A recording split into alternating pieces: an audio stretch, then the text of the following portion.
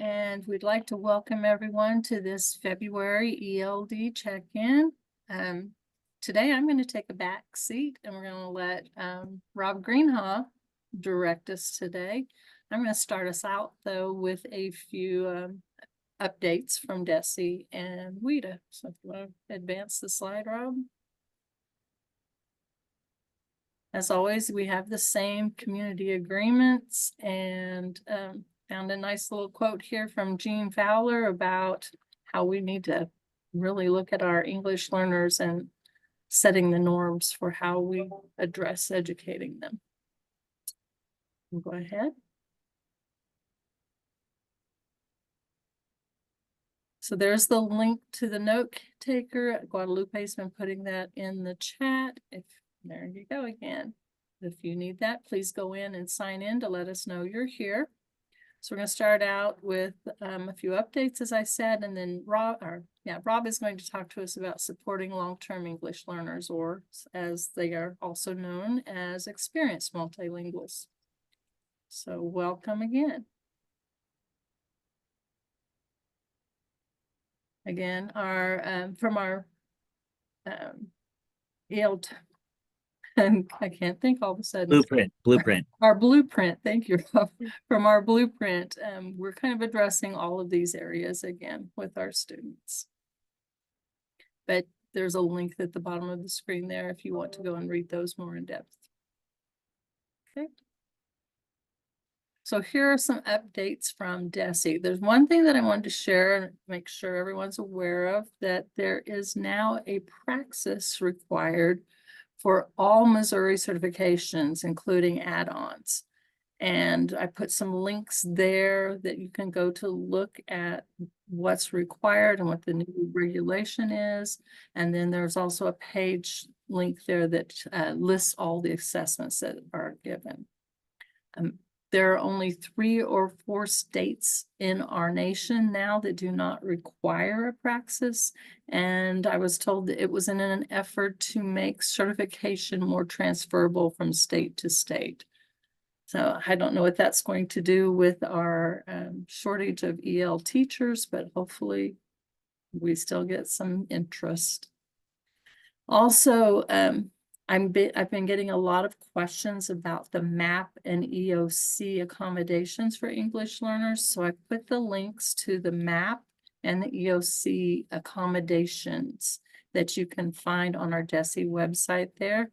It answers questions about translation and whether it's allowable for the student or not. So there's a whole chart that lists all of the accommodations that are available to everyone, and then those that are available specifically to English learners. So please read those 2 documents for questions.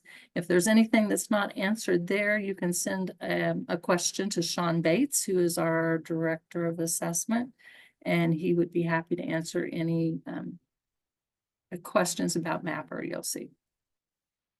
And then our Steps to EL Success for English learners, the companion to our Steps to Success reading document, is still awaiting approval for posting. It's in someone else's hands. They're reading through it, looking for style errors and things like that. So hopefully we'll get it up on the DESE website soon.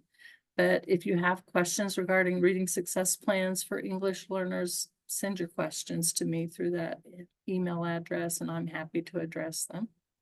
We also have a new report on the syllabi literacy that is ready to be published. You can check that out at the link there. We had a lot of English learners receive the syllabi literacy this year, which I'm very proud of, and is not something that's common throughout the United States. So we're kind of ahead of the game as far as our English learners are concerned. So kudos to our teachers out there who are promoting that with our English learners. And if you have questions about how you can get your English learners to receive the syllabi literacy, just send me an email and I'm happy to help you with that. Next page. And there are some requests from WIDA. They're releasing a study on kindergarten identification. So there's a link to look at that. And then some new webinars. You can go and look at one on the implementation guide there. Any of their webinars are available through the WIDA webinars webpage, and that's on the secure portal. And then they're also looking to develop some new learning opportunities, and they want your input on things that they should offer in the future. So if you're interested in giving your input, there's a link at the bottom of this slide where you can go and tell them which things you would like to learn more about. So those ones that we offer free of charge to all Missouri learners or educators, this would be included in those in the future. So if you want to have your voice heard, please participate in the survey. And then, as I just said, we do have those self-paced e-learning modules that are available to any and all Missouri educators. You just have to have access through the secure portal. You can get that by contacting me or your district test coordinator to be able to sign you up for a WIDA account. And they would just give you permission to view the trainings. So it's a really simple step. You can use those for professional development, anything like that. So I encourage you to take part in those. Some of them are great for classroom teachers as well. Okay, go ahead, Rob. And then these are just some links from OELA, the Office of English Learner Acquisition, or the U.S. Department of Education.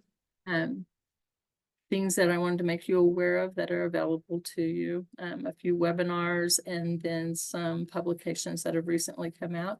We just had the 50th anniversary of Lau versus Nichols, so I added this today. I was in a conference with CCSSO, and they provided this link for us from OELA. So you can check that out for information about Lau versus Nichols if you want to review that. And then the next page has just some offerings of things that, go ahead, Robin, next one. So upcoming PD, we have 3 more check-ins this year. Next month is going to be on refugees and SLIFE students, then CTE and our English learners, and then in May, we'll talk about the 3-year cycle. Hopefully they'll have some more formulated ideas on where they're going with that by that time. And then you can find all of this information and more on the ELD webpage, which is also linked there. And then on the next page, we're going to be talking about just some upcoming events that I wanted to make you aware of. Our Elevate conference is coming up in June, and Missouri State, Rhonda Hittenberg-Ortiz is having the English Language Educators Conference on March 28th. And so there's a link to that as well. Cambio de Colores is also happening in Kansas City, June 5th through 8th, if you are able to attend that. And then a few from NELPA and through different organizations. And I believe that's the last of my updates. I'm going to turn it over to Rob. Cool. And let him take over. I'm going to invite Rhonda to talk about her English Language Educators Conference. Yes, just because I thought I would ask her to do that if I was leading this. Thank you. I didn't see she was here. Thanks, Rob. Yes, so we are about a month away from the English Language Educators Conference that will be at MSU on March 28th. So while the title is English Language Educators Conference, the focus this year is going to be on welcoming refugees into our schools and communities. So we have an excellent keynote speaker, Dr. Don Vu, who is the author of Life, Literacy, and the Pursuit of Happiness. He was a refugee, later became a principal at a school that had a large refugee population. And so he's going to talk about how he brought literacy into the everyday life of his students and families. And we're going to have some great community presentations about things that have worked as they're working with newcomers and refugees in their schools and communities. So we're already at almost 100 participants. So I just encourage you to get in there and register as soon as you can and join us on that day. Great. Thanks, Rhonda. Thank you. Well, I'm happy to talk about this topic today. So we're going to talk about supporting long-term English learners. A recent book that came out by an educational consultant, Beth Skelton, and he's kind of an education consultant also. I think he actually teaches in an international school, though. His name is Tan Nguyen. He has a blog also. I think it's called Empowering ELLs. They put out a book recently in 2023 on, it's called Long-Term Success for Experienced Multilinguals. And one of the things they're doing in their book is creating an asset-based term for long-term English learners. So rebranding long-term English learner as experienced multilinguals. So I'm going to talk about supporting long-term English learners or experienced multilinguals in general, and a whole lot of it's going to come from this book, although there's a few pieces from other sources also. The next one, I think this is not what you really want, because this was my original slides, and then we put it into this slide deck. So I would encourage you just to go on the note taker and get the slides. I mean, this will take you to something, but it's not updated. So That's 3 slides, Rob. Oh, that's these? Yes. Oh, look at that. Good deal. We're just gonna go through who are our long-term English learners. What are we talking about when we're using this term? Or who are we talking about when we use this term? How can we support our experienced multilinguals or long-term English learners in our districts? And then some considerations relating to reclassifying these students. So when might we exit them and how? And then if we have some time left over, be happy to try to answer some questions or see if we might all answer each other's questions. All right, who are our long-term English learners? So I like this graphic. This comes from the book.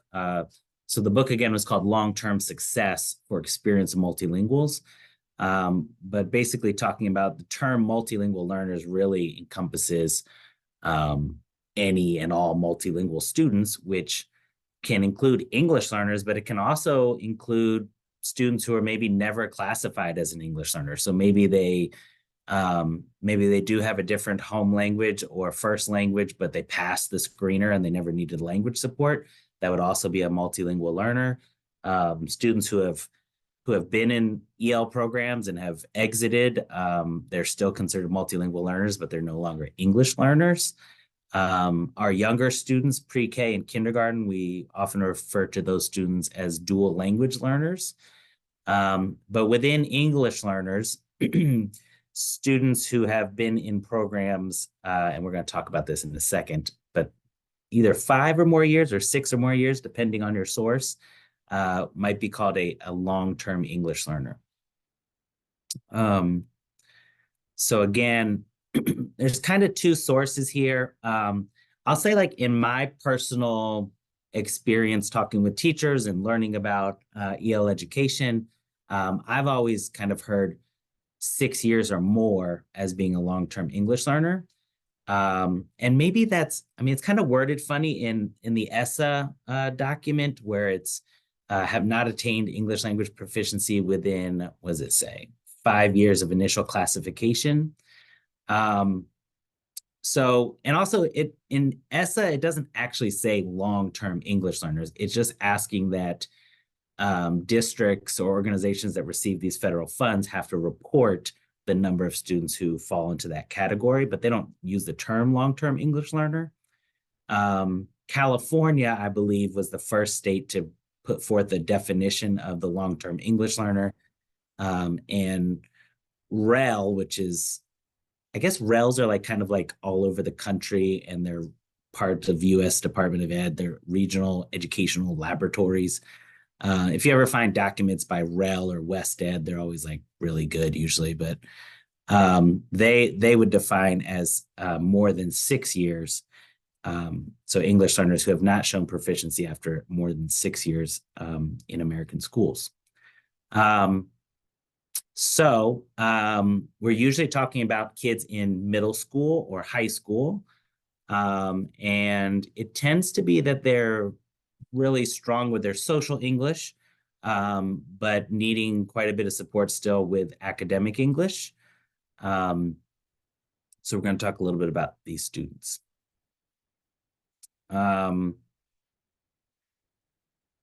So there's a little bit of a range here, and it's going to depend a little bit about your state, but it could be between 25 or 75% of all middle school, high school English learners might be what would be considered long-term English learners. Most of these students were, in fact, born in the U.S. And have always attended schools in the United States.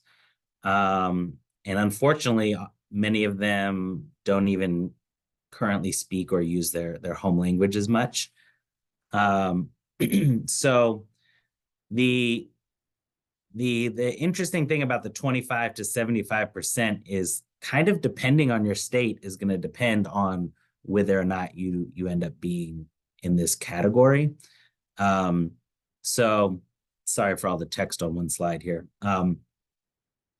So this first point is talking about it's basically all states have to assess their English learners, and states can choose what assessment they want to use. Many states are WIDA states and use the access assessment like Missouri. But then once you've chosen how you're going to assess your students, the state also gets to decide what is proficiency. How do we know when a student is ready to exit? So even states that are taking access, there might be some states that use like a 5.0 as the overall composite score in order to exit. There might be states who are under. So in Missouri, we're 4.7. But in other states, it might be 4.5 or something like that. So because there's not this sort of standardized, everyone's not taking the same assessment, and the same score isn't the same for everyone as far as the cut score as needing to reclassify. There's a possibility that students who are still in an EL program in one state might not still be in that program in another state. So like, for example, if I score a 4.5, but I'm in Missouri, I might still be in an EL program because we're looking for a 4.7 in Missouri. So there's a little bit of wiggle room there. I think a second thing to consider is this really a problem? And that's a little bit debatable. And I don't think I'm really going to answer that, except that there's a lot of research about how long it takes English learners to catch up in their English proficiency to native English speaking peers, or native English speaking peers. And like, I think the most common one would be Jim Cummins, who's talked about, he talks about BICS and CALP being like BICS being social English and CALP being more academic English. And he would say it would be 5 to 7 years to catch up with native English speaking peers. And other people have found either basically a range between 4 to 10 years. So we have research that kind of is saying, hey, this takes a while, especially to catch up in academic English, and kind of saying like, you know, if we're going to go by the 5-year definition or the 6-year definition, are we really, you know, are kids really that far off track if they're taking that long? I would feel like certainly maybe 10 years, you're starting to feel like we could have maybe done better for the student, or the student needs a different type of support. But whether or not it's actually, I think I like to have high expectations. I want our students to be able to gain a 4.7 within 6 school years. However, I think maybe if it takes a couple kids 7 or 8 years, I think research would kind of back up that that's not maybe not a terrible thing. And Cami, if you ever want to interrupt on any of this, you feel free to then. Like Cami, I don't even want to put you on the spot, but I feel like Missouri we don't actually code students as long-term English learners. So it's kind of you as a program coordinator in an individual school would have to know how many students have been in your program for 6 or more years. All right. Potential problems for our long-term English learners. Really, it's either that it's either under supported or over supported seems to be the two big problems. So under supported is our long-term English learners or experienced multilinguals are they're going to have really strong control of social English, and they've maybe only been in U.S. schools or been in schools where English is the medium of instruction, and because of that, they could probably speak, at least for social purposes, as well as any native English speaker. And so to teachers, it may often feel like this student doesn't seem like a language learner and speaks English really well. And so it could be very easy for a teacher to think it never occurred to me that this student might need extra support or maybe is still struggling with academic English. So one potential problem is because their area of focus has become pretty much exclusively academic English, their strong ability in social English has led them to maybe be overlooked sometimes. Another problem is basically that we sometimes when we hear a student as an English learner, we sort of we lower our expectations, or we sometimes think we're helping by offering lots of supports when in reality, in certain situations, we're providing too many supports and we're actually not getting sort of this accelerated learning we really need. So kids may be getting more supports than they actually needed for assignments. Maybe they're getting more simplified text than the grade level text other students are reading. Maybe there's even requirements for them to be in certain ELD classes, or maybe they're even still being pulled out of content classes for English language development. It could be that what we think is helping students can sometimes actually be slowing them down, right? So we kind of know about needing this sweet spot of kids still really kind of being challenged and having to think critically, but not too much support that they're bored, but not too little support that they're frustrated, sort of easy to talk about, but hard to do. Anyway, I guess what I'm saying is the 2 points are sometimes we're not even aware these students need support and we're not offering any support, which is obviously not helping. And in other situations, we're maybe offering too much support. This second bullet point here is also important. You're starting to get long-term English learners are really students who've been in these programs for years. They've been taking Access for years. As many of us know, our high school English learners in particular seem to, they become disenchanted with having to take this test every single year. And it starts to be kind of questionable as how seriously are they taking the Access test once they've had to take it 7-8 times in a row. So I think there's something to be said there as far as have our students themselves become sick of sort of this process.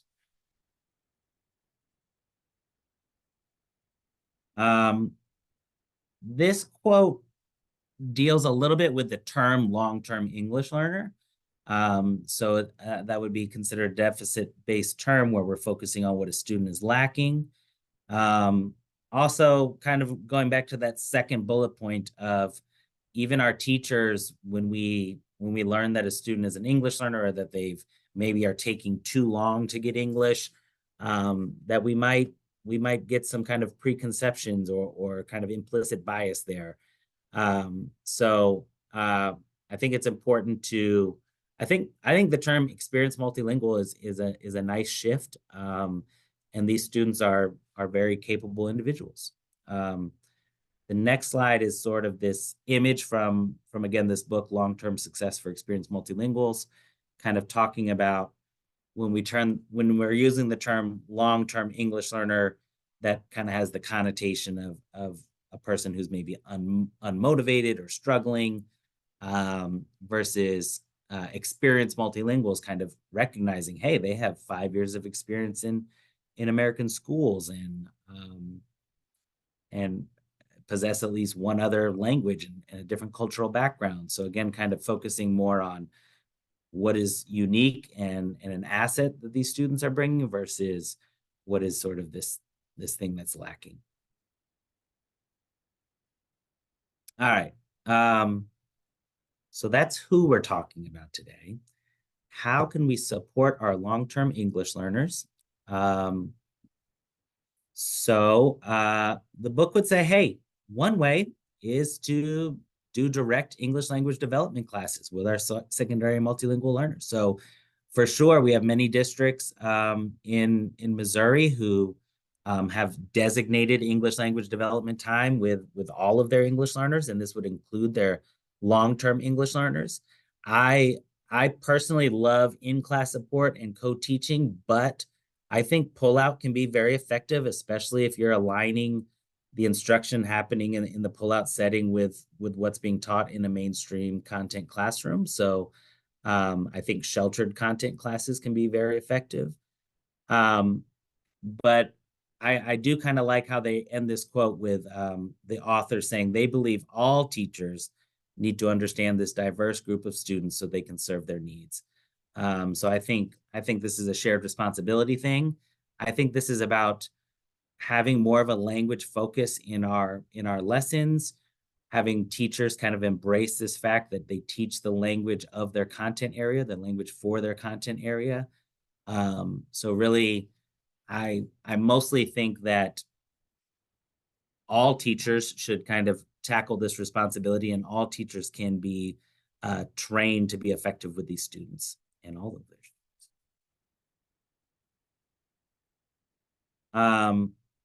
So if we're going to view this as perhaps something that should be addressed in the mainstream classroom or the content classroom, what we're really needing to see is this integration of content and language happening in the classroom.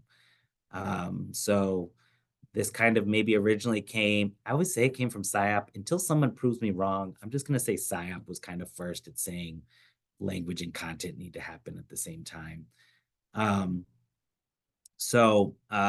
Rather than separating English development from content development, we're going to do both at the same time. We're not going to wait for our students to have English proficiency before we're starting to teach them content.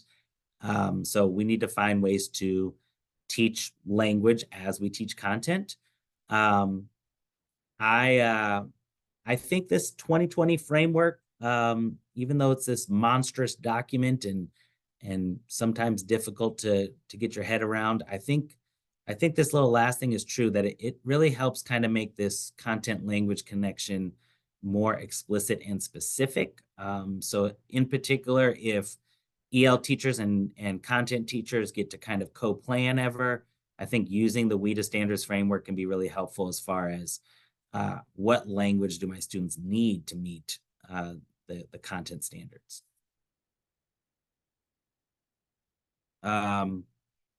So by making the content and language connection more explicit, I think my own self-reflection as a teacher was my first kind of knowing about SIOP and stuff was, well, vocabulary, right? So the one place that's obvious as far as language and content overlapping is vocabulary, and then kind of learning about tier 1 words, tier 2 words, tier 3 words, and yeah, we teach our content vocabulary. We also need to help with other academic vocabulary words.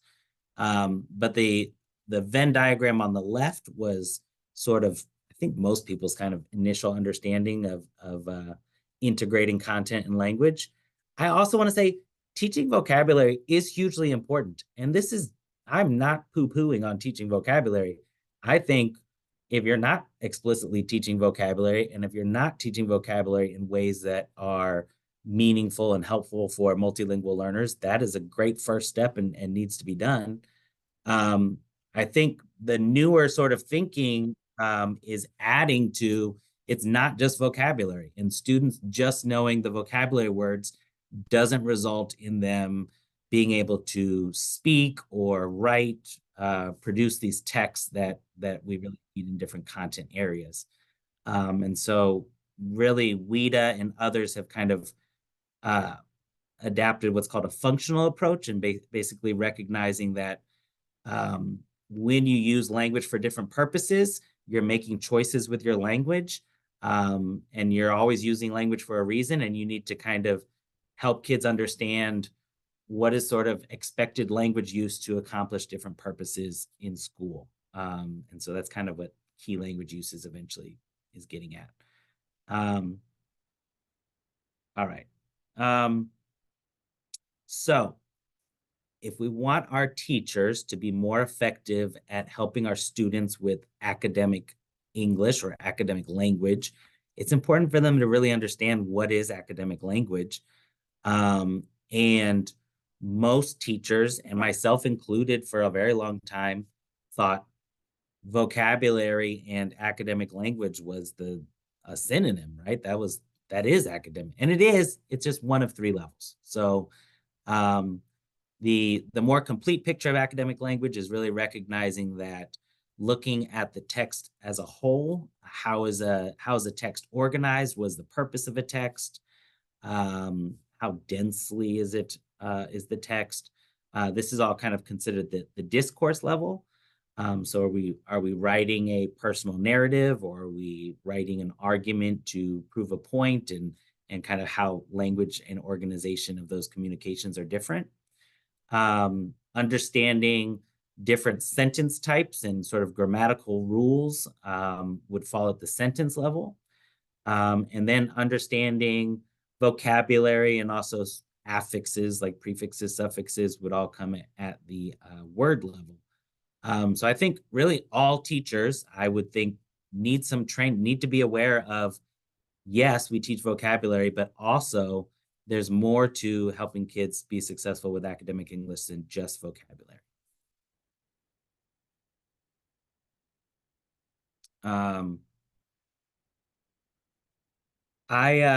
If you've done any stuff with the WIDA framework, I mostly think that this book it's a nice sort of bridge to practice, I guess. I don't know if that's the right word, that right use of that phrase, but basically, like, I kind of feel the long-term success from Experience Multilingual's book by Skelton and Quinn is a sort of a, how do I do this in my classroom as far as implementing the WIDA ELD framework? They don't really explicitly say that, but there's a lot of overlap, and that piece, at least for me, is exciting and I think useful. They introduced their framework for supporting long-term English learners or experienced multilinguals as backwards design, really. So first, let's look at our assessments and what is our learning target, and how are we assessing students, and what do we need them to be doing at the end of a unit? They give some really great examples of what are supports we can add into our assessments to help our kids understand what's being asked of them and help them to share their understanding with the teacher. They talk about the need of, so the integrated objective is really kind of like, how do we add to our learning targets or our content objective more of a language focus? So maybe which language domain are we expecting kids to focus mostly on, as far as listening, speaking, reading, and writing in a particular lesson?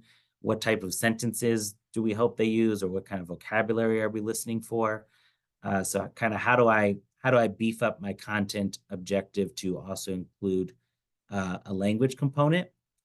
They talk about establishing comprehensible input, which I feel like most people on the call know what comprehensible input is, but they go over, how do we help kids understand what they're listening and what they're listening to, what they're reading, what are different supports that can be offered.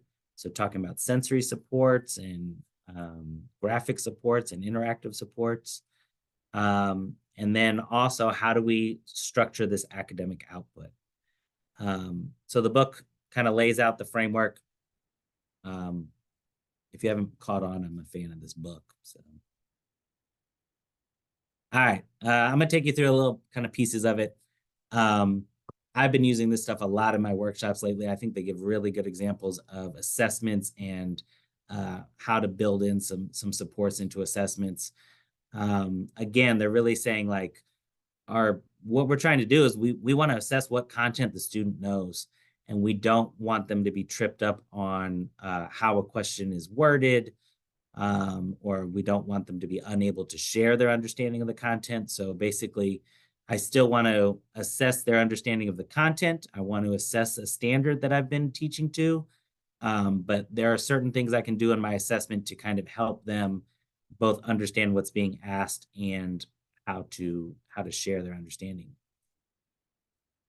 I'm not going to give examples in this particular meeting today, but if you email me or something, I'd love to share it with you. Or, I might as well plug my conference right now. In June, I helped to organize a conference called the Elevate Conference that takes place in St. Louis, June 5th and 6th. One of our keynotes will be Beth Skelton, who's one of the authors of the book. And spoiler alert, I think everyone who comes to the conference gets a copy of the book. I don't know if that's finalized, but I'll push for that. So anyway, really great examples of different techniques for engineering assessment exams or assessments. So putting in synonyms, sentence starters, chunking. So basically taking multiple part questions and splitting them into two simpler questions, adding images to help with comprehensibility, adding word banks to help with sort of constructed response questions. All of them are like, to me, I'm like, none of them are super mind-blowing. Like I've never thought of that, but seeing the examples, mostly I think teachers need that, right? They need to see what does it look like to do these sort of things, right? I'm always talking, like, I feel like me personally, I always felt like I didn't know if I was doing it right. And I was like, I kind of know what the support is, but I don't know if I'm doing it right. And once I get unsure of if it's right or wrong, I'm more likely to just not do it at all.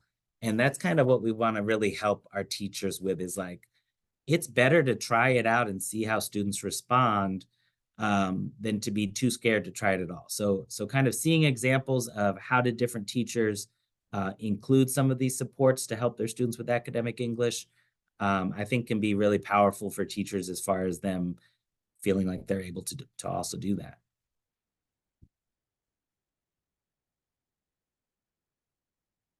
All right. So in WIDA talk, the organization dimension that they mentioned in the book will be the discourse level. So again, it talks a lot about genre. So basically, what are we asking kids to do?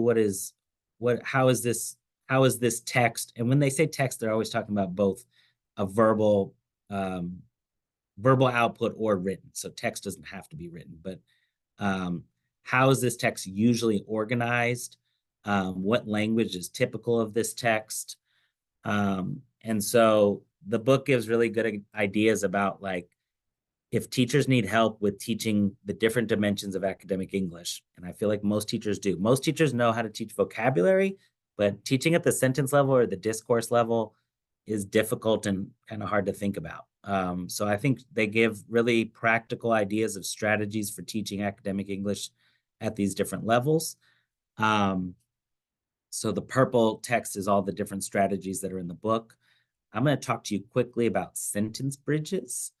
If we were like in person and had more time, I might like have you do it, but I'll just show it to you. So they borrow from WIDA for sure, because they call what WIDA calls key language uses, they call in the book thinking verbs. So narrate, explain, inform, argue, and kind of talking what is the typical organization of a narrative piece? What's the typical organization of when we're explaining something? So again, part of just knowing vocabulary words doesn't know I know how these things are typically organized. So it's important to be explicit about, hey, let's look at a good example of this kind of text and what are they doing in different parts of this text, and how can we do that in our writing or speech. All right, sentence bridges. This is just one example of a instructional technique that's shared.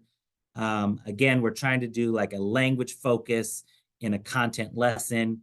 A big thing about the discourse level for academic English is talking about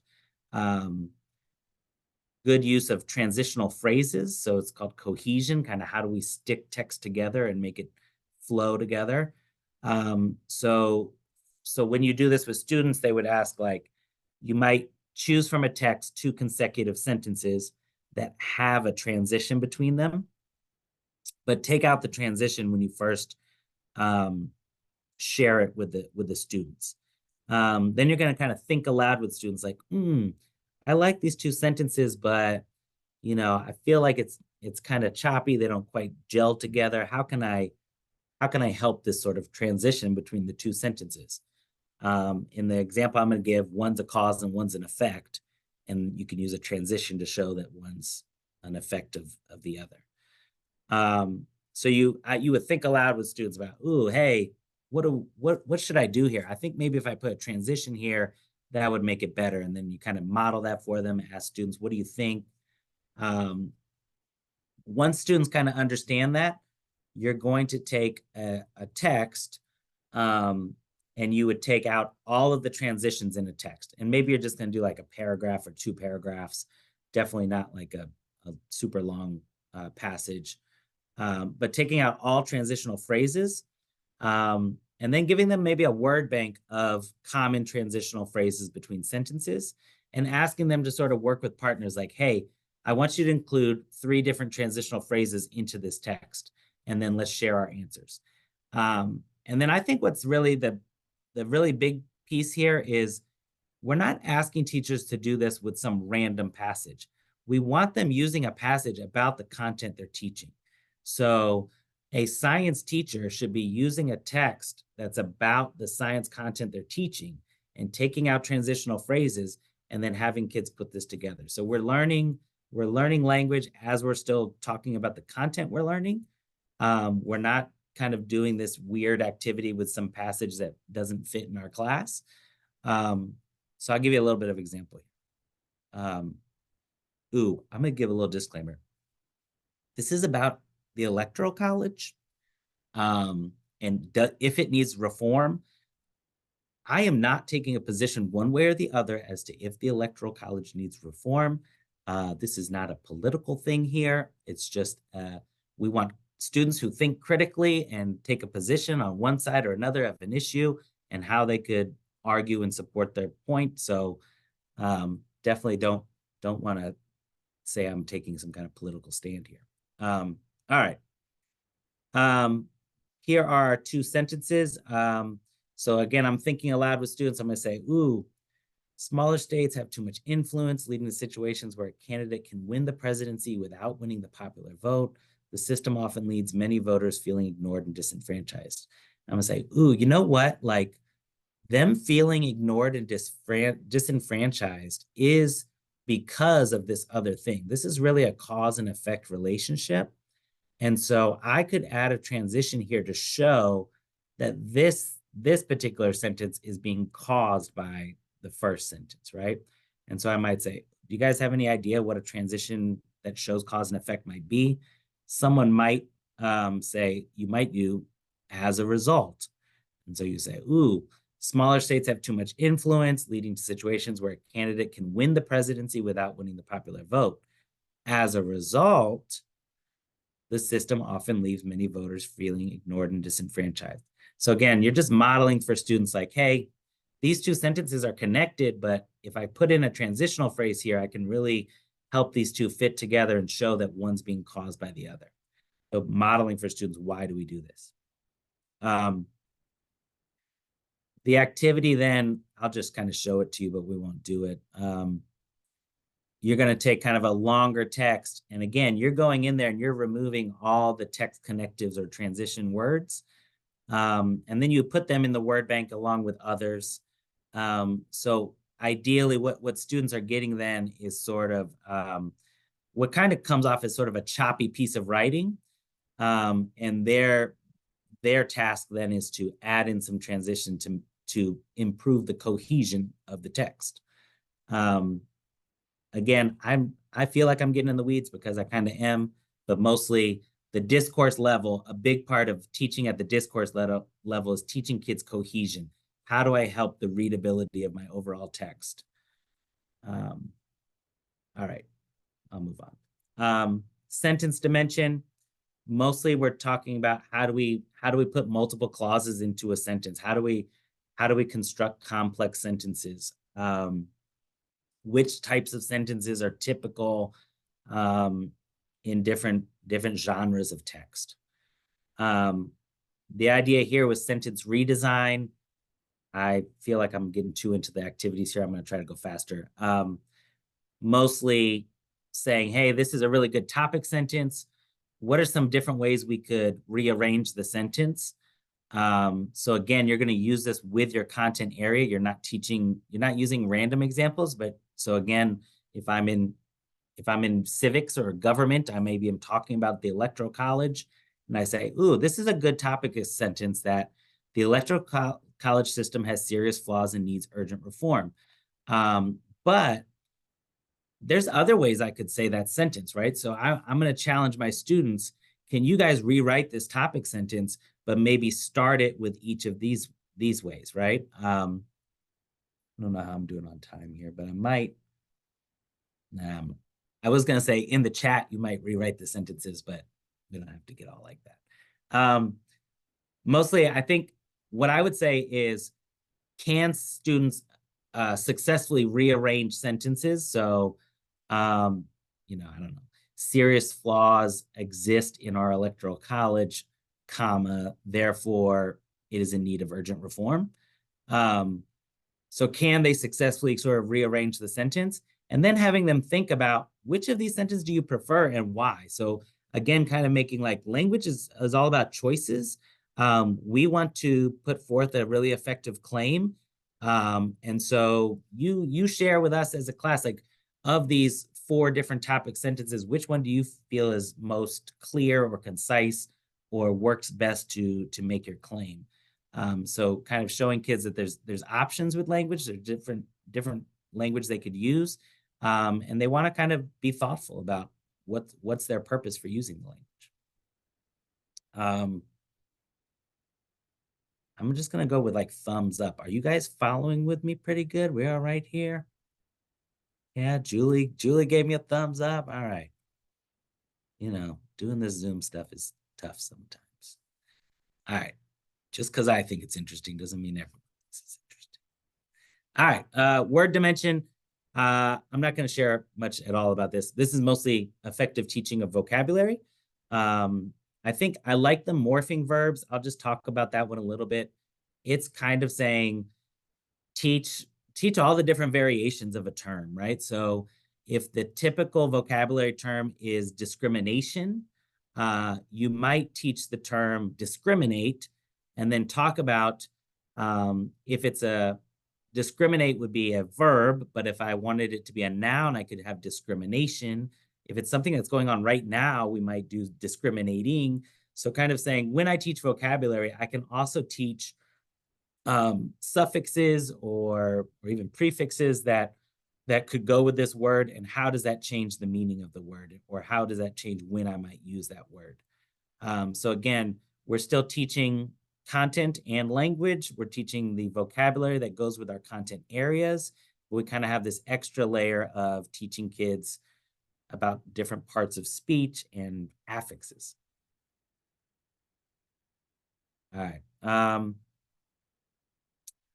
Another way, kind of improving tier 1 instruction, making this language focus, is helping teachers to write integrated objectives. And for a long time in my co-teaching workshops, I called these content-based language objectives. They're calling them integrated objectives, but basically, how can I really make more of a language? What language in particular do I want kids using during this particular lesson? I basically like this idea of thinking about your exit ticket and writing a model response. What do you really want a kid to say in their exit ticket? And then thinking about what kind of language, maybe it's a sentence frame, maybe it's a particular vocabulary word, but what language do I need to build in some practice for to make sure a kid can come up with that sort of output for an exit ticket. So a good way of picking your language focus is sort of thinking about, at the end of this lesson, I need a student to be able to say something like this, and then thinking what pieces of language exist in that sort of response, right? What vocabulary is in that? What type of sentence is that? So that's a neat sort of piece there. Final piece about their framework is they also say collaboration is important. So no doubt, just lots here. Mostly, we will never have enough EL teachers to support all of our multilingual students in Missouri. And now we all have to take a test too after we complete our coursework. So, but actually that could lead to more interstate, interstate sort of transfer of teachers. So maybe it'll result in more. But basically, people don't have enough teachers. People definitely don't have enough EL teachers. Having the EL teacher be solely responsible for this sort of thing is a little bit crazy. Also, everyone's learning academic English, right? This is not even just our multilingual learner students. Everyone benefits by the teacher being a little bit more clear and explicit about teaching the language needed to be successful in class. And so really kind of letting language teachers and content teachers collaborate to really either come up with these objectives or come up with these sort of ideas of activities to do in class, just makes a lot of sense. Also, like, I would think like this takes extra work for teachers, right? And so if we can collaborate to say, hey, this particular month, I will engineer the assessment for our students of lower proficiency, and maybe next month another teacher does it, but kind of not necessarily saying that we all have to add this extra work, but we can kind of work together to accomplish this. All right. All right, so we talked about who are our long-term English learners. We talked about them needing a lot of support in their academic English, and mostly thinking that this needs to happen in our content classrooms. I shared a couple strategies that are in this book about how to kind of be a little bit more explicit in our teaching of academic English at both what they call the organization or the discourse level, the sentence level, and the word level. Now we're going to talk a little bit about how do we know if a student is ready to exit, and do we need a 4.7 to exit, and just kind of reminding us about reclassification, I guess.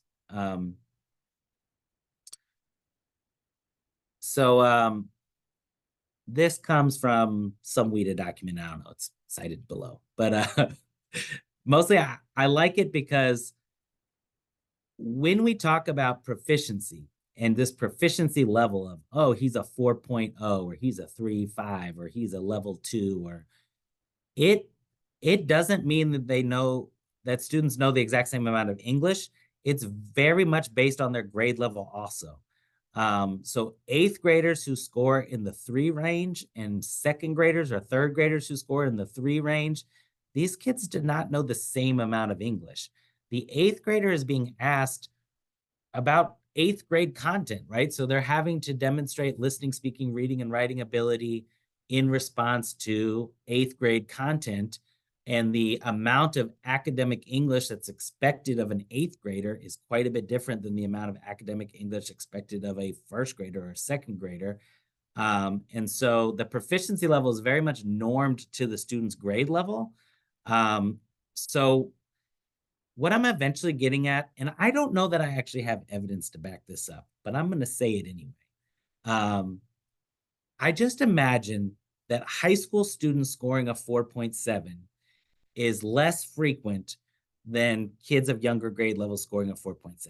So I mostly think elementary school, I bet you get 4.7s more often than upper middle school and high school. And once you get into middle school, high school, the level of academic English that you're really needing to demonstrate on Access is impressive. And I would imagine that it's, I guess I would think it's just less common that it maybe happens in high school that you hit that 4.7. So again, this is sort of an anecdotal thing that I sort of think. I'm not exactly sure if this is true. But I mostly just think the expectations on the access as far as performance in high school is substantial. These are kids who are, no doubt, if you're scoring 4.7 in high school, you are ready to be successful in university, in my opinion. So I'll leave it at that, I guess. So if we feel like 4.7 is, so look, Cami, I don't know. I know this is a state check-in and I want to be as professional as possible, but I'm going to share personal opinion. My personal opinion is 4.7 is a high standard. I think it's great. I want kids to get a 4.7, but I think if we're going to pretend like all of our students in our high schools could do access and score a 4.7, I think everyone on this call would agree that a large number of students, of native English speaking students, are not able to score a 4.7, especially in high school. So mostly like, is 4.7 absolutely necessary to exit? Or do we have some students who really are demonstrating high levels of English proficiency, who are being successful in school, who haven't quite hit that 4.7? And do we think that they are ready to leave an EL program or to move to monitor status? A really great thing is in Missouri, you're able to exit students using a portfolio. There are other states where you cannot exit using, in fact, I would think, I don't know, someone should fact check me. I think a lot of states you cannot exit using a portfolio. So Missouri is one of few states that allows a portfolio exit. I want to tell anyone who watches this, either in this meeting now or later, like, if your school is not exiting using portfolio, learn about it and start thinking about it, and know that this is something that many students need. And if you really want to be doing the best for your students, I think you should have a portfolio process in place. I think mostly what I want to say is I think there's a lot of schools that do not use a portfolio, that this possibility exists. They're unsure of the process of how to exit using portfolio. Maybe they didn't even know you could exit with portfolio. And so they're just hoping everyone scores a 4.7. Some kids are going to hit that 4.7. That's awesome. Some students are proficient and doing well in school and are maybe ready to exit even without that 4.7. There's on the ELD page, the DESE ELD page, there is some guidance about reclassification. There is some stuff about portfolios. I think there's, in a previous guidance document, there was some more guidance on portfolios, so I've linked that here. The full document, I mean, it hadn't been revised in a few years, and it was referring, in particular, the identifying the different screeners being used weren't the same screeners currently being used. So the full document isn't on the DESE website right now, mostly because it's showing some information that's not currently accurate, or in particular, like the different screeners being used. But the portfolio stuff is legit still. I'm going to share it with you now. And if you wanted to see parts of that DESE guidance, I linked it there on that slide. What time is it? How are we doing? Okay. Why should we do portfolio exits? Mostly, we're kind of using the single data. I mean, the access is really kind of 4 different tests: listening, speaking, reading, and writing. But so is one thing that's happening once a year. The kids hopefully doing the very best they can on this assessment once a year. But we're kind of putting a lot of weight on more or less sort of this single test score, right? So kind of saying, hey, we should take into account multiple data points. And that's sort of just best practice. The guidance refers to something called the Goldilocks principle. So you want it to be just right. It's not, it's not too hot, it's not too cold, it's just right. If you exit kids too early, they're at risk of academic failure. Years ago in Boston, there were all these lawsuits and these schools got in trouble because they were exiting kids too early. So certainly we don't want to portfolio exit kids who are not able to be successful without language support. But the flip side is, if I keep them in the program longer than they need to be, is this in their best interest anymore? Is this going to lead to them not being motivated? Is this going to lead to them maybe not even having access to some of the classes they need? So kind of keeping that in mind. The idea is you're looking at a previous access score or the most recent access score. You're collecting evidence in listening, speaking, reading, and writing. You really want to do this before you get scores. So kind of the guidance, official guidance from DESE is once students are approaching proficiency. So I think in DESE, they would say like a 3.5 is a pretty safe space to be starting to collect evidence. Mostly kids below a 3.5 aren't likely to jump to a 4.7, but around 3.5, you might expect, hey, kids are going to jump into the 4s soon, and I want to have some evidence to either move to reclassify or to even keep them in a program. So you're going to gather evidence in each language domain: listening, speaking, reading, and writing. A lot of these can be things that are already happening in class.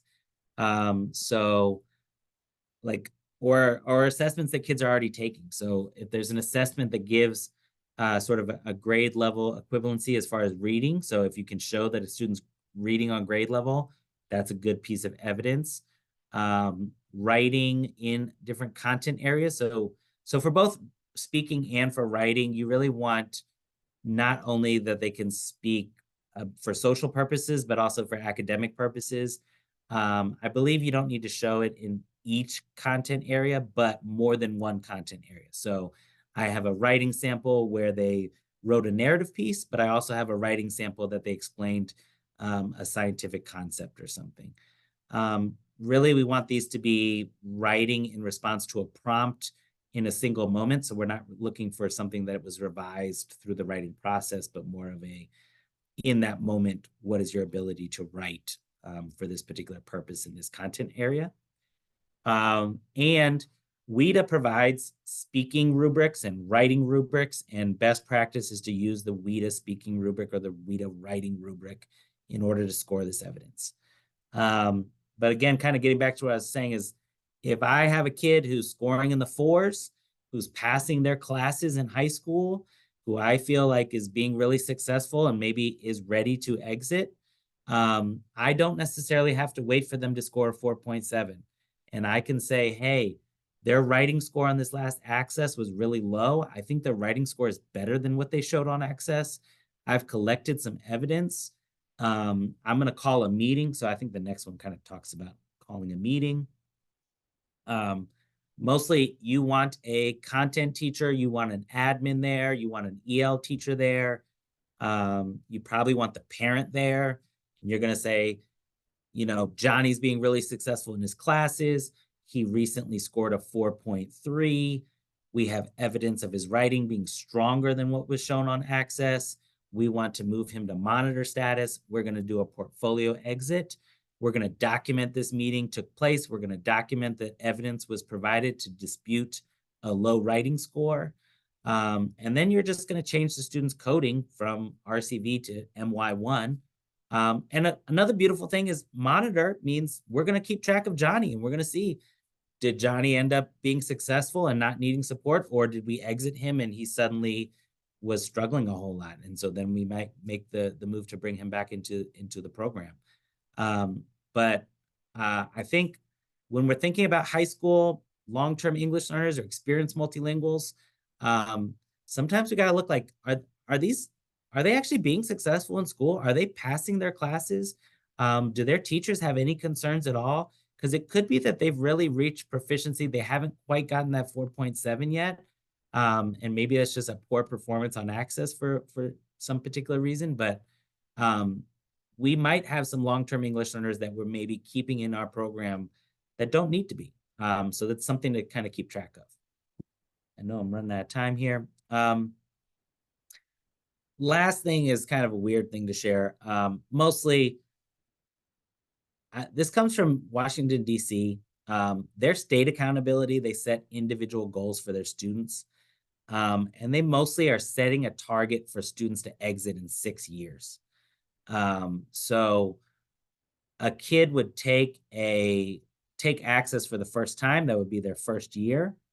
If they were to get a 1 or in the 1, anywhere from 1.0 to 1.9 on that first time taking access, we're basically going to say, hey, we're going to give you 5 more years to get to our proficiency. So students who really are coming in as newcomers, of early proficiency levels, we're going to say, we're giving you the full 6 years. You had that first year, and then you're going to get 5 more years to get to proficiency. If a kid comes in and their first time taking access, they score in the 3s, we're going to say, hey, that's great. We really think, maybe you only need 3 more years to get to proficiency. So they kind of stagger it based on the performance the first time. They use it using scale scores. So if my second grader came in and scored a 2.0, a student scoring in the 2, I would give them 4 more years. So second grade, 4 more years, they're going to be in 6th grade. So then I'm going to look at, in 6th grade, what would they need to get a 4.7? And this link here will take you to a spreadsheet where you can kind of find what the scale score needed for a 4.7 is in a different grade level. But you're basically saying, hey, he's in 2nd grade now. He's in the 2 range. I want him to be at 4.7 over 4 years. That means in 6th grade, I want him to score 4.7. What's the scale score to get a 4.7 in 6th grade? And I'm going to make that my target scale score. They then basically, they set goals. So 392 was the scale score needed in 6th grade. They subtract their first scale score of 254. They're going to divide that over 4 remaining years. So the goal was 34. I'm going to just kind of speed through this. Basically, the student met it. If they meet their goal actually decreases, right? Because they're actually doing better than what we hoped for. So then the next year, we're just looking for a 32 increase in scale score. The student got a 35. They met it again. The following year, we're looking for a 31, but this time the student only grew 20 points. This is where it can fall apart a little bit, because as soon as a student really misses one of their goals, you kind of get this larger goal for the next year. And it's as the kid's gotten older, and we kind of know that as students get older, they usually don't make these really big gains. So if they miss a target, it usually ends up with a bigger goal that's really less likely for a student to accomplish. Our state does not do it this way. Washington, D.C., according to this YouTube thing I have linked down here, they do it that way. I don't really think we should or shouldn't. I think as an EL coordinator, it might be something you're interested in as far as how many of my kids are on track to be able to exit within 6 years, or how many of my kids have already gotten off track, and I'm going to be looking at potentially a lot of experienced multilinguals or long-term English learners. So I think this is more for program coordinators who maybe want to keep track of this sort of thing with their students. Our state doesn't calculate it this way, but it's an interesting sort of concept as far as, if I want you to finish in 6 years, what should your goal be? And then kind of keeping track year after year, are they on track to meet that 6-year goal? And honestly, I think Cami would probably point out that our growth targets are set up to kind of move you from, if you scored in the 1s, within 6 years, you should be able to get to 4.7. That's kind of how we set up those targets to move you to proficiency. This is illustrating the same thing, but I'm not going to go through that. I think that was mostly all I had. In my head, I was going to make this a lot more interactive, and I didn't, so I apologize for that. I did get us to time pretty much. Does anyone have any thoughts about this? Do you feel like you probably do have a lot of experienced multilinguals in your district? Are you excited about this book? Do you have other resources? Feel free to share out if you'd like to. Natalie said, who sets the 4.7? Cami, I don't know Desi sets the 4.7, but I don't know exactly who. Cami was in the CCSSO meetings today, which is all the different state education agencies. and all the leaders of the EL parts, and they all talk to each other about, oh, we do access too, and our score is 5.0, and oh, we've done. And so a lot of it is hearing what are other states doing and what are they seeing from that. And so I don't know firsthand, but I imagine there's some borrowing between states as far as, is this a good score? Cami? Yes, Yeah, no, maybe? yeah, we actually did a big study and looked at all of our data over time. And it was psychometrically derived somehow that was like based on our curve and our trajectory, that was the best score to show proficiency. So Good it deal. was all mathematical and above my understanding, but Great. I would just like to say too that it's important to consider the domains as we're looking at potentially exiting students, or if we're looking at why students are experienced, why they've been in the program for a long time, is really to break it down, to look at the domains and not rely just on that composite score, because that Yeah. composite score can be a combination of so many different factors. We need to be looking at their literacy. Absolutely. it's as I say, every year you need to look at your students' score reports and look at those with an eye of what does my student need to be successful? Is there an area that they have a weakness, and focus your attention on bringing up that area, or find evidence to prove that this was just a poor assessment of their skill. They're actually skilled in this. And here's my evidence to support that, as Rob said, with a portfolio. I find it interesting, in some states, they require that proficiency to be met at all the domains, not Yes. just the overall. And I think actually that's why I kind of value our state for not doing that, because there are those kids that struggle maybe in one area more than another, but if you can show evidence, portfolio evidence to support that that was just a low score in that area, but they are able to achieve on district assessments, or they are able to demonstrate that they can do that. I just feel like with these high school kids that have been taking the test forever, we need to give them some way to get out of it. If they are demonstrating English well, Yeah. I feel like our state does a good job with that. Yeah. I want to say, like, there's definitely long-term English learners or experienced multilinguals who are failing their classes, right? And so if they are failing high school classes or middle school classes, like, I think it's probably not the time to portfolio exit a student like that. I mean, you'd have to really look at evidence of, is this not a language thing? But I mostly want, I don't want the case of kids getting A's and B's in high school, but still being in, it's like, hey, do I really need to be considered an English learner still, or am I being successful? And if I am, do I have to stay till I get a 4.7, or is there a better option? Yeah, you have to know your students. Yeah.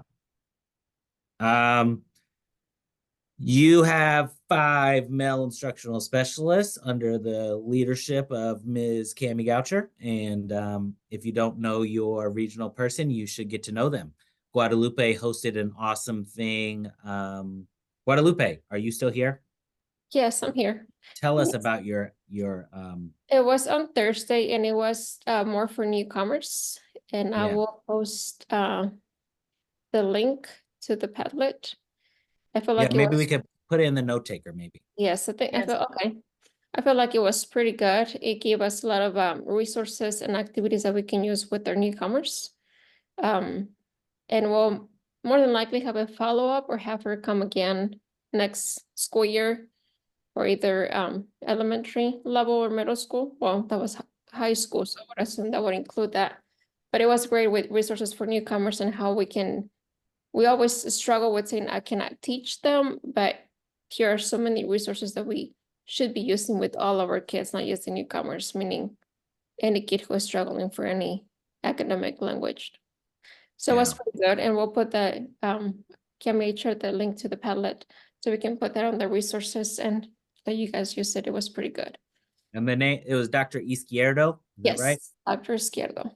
And she wrote Pathways to Greatness, which is a sideless publication on supporting newcomers. Yes. And they do this training online with Dr. Carroll as well. Yeah, Carol Salvo, right? I heard it was great.